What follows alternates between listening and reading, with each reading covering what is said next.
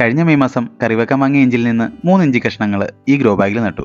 November മാസം ആയപ്പോഴേക്കും ദേ ഇതുപോലെ ഇഞ്ചിയിൽ പൂവൊക്കെ വന്നു. ഇപ്പോൾ നോക്കിയപ്പോൾ ഇലയുടെ പച്ചപ്പൊക്കെ മാറി ഉണങ്ങി തുടങ്ങിയിരിക്കുന്നു. എങ്കിൽ പിന്നെ ഇഞ്ചി വിളവെടുത്ത് നോക്കാമെന്ന് കരുതി.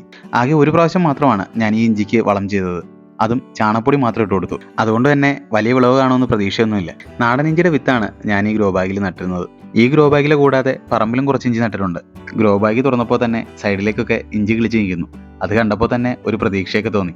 ഇഞ്ചി പിഴുതു നോക്കിയപ്പോൾ ഞാൻ കിട്ടിയ സന്തോഷം അത് നീതുവിൻ്റെ മുഖത്ത് നോക്കിയാൽ നിങ്ങൾക്ക് തന്നെ മനസ്സിലാകും. വലിയ പരിചരണമൊന്നും കൊടുക്കാതെ ഇത്രയും ഇഞ്ചി കിട്ടിയാൽ ആർക്കാ സന്തോഷമാവാത്തത്? ഇഞ്ചി നന്നായി വിളഞ്ഞിട്ടില്ല. നാടൻ ഇഞ്ചി ആയതുകൊണ്ട് വലിയ വലുപ്പവും വെച്ചിട്ടില്ല. അങ്ങനെ ഇഞ്ചിയുടെ തണ്ടും വേരും എല്ലാം മുറിച്ച് കളഞ്ഞ് അത് വൃത്തിയാക്കുകയാണ്. നീതു ഗ്രോ ബാഗിലെ മണ്ണൊക്കെ മാന്തി ഇഞ്ചി കഷ്ണങ്ങളൊക്കെ പറക്കിയെടുക്കുന്നുണ്ട്. ദേ ഈ കാണുന്ന ഇഞ്ചി ഒറ്റ ചുവട്ടിലുണ്ടായതാണ്. നല്ല വലുപ്പമുണ്ടല്ലേ?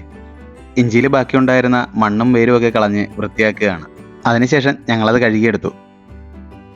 ഈ കാണുന്ന 3 കഷ്ണം ഇഞ്ചി നട്ടപ്പോൾ ഞങ്ങൾക്ക് കിട്ടിയത് ദേ ഇത്രത്തോളം ഇഞ്ചിയാണ്.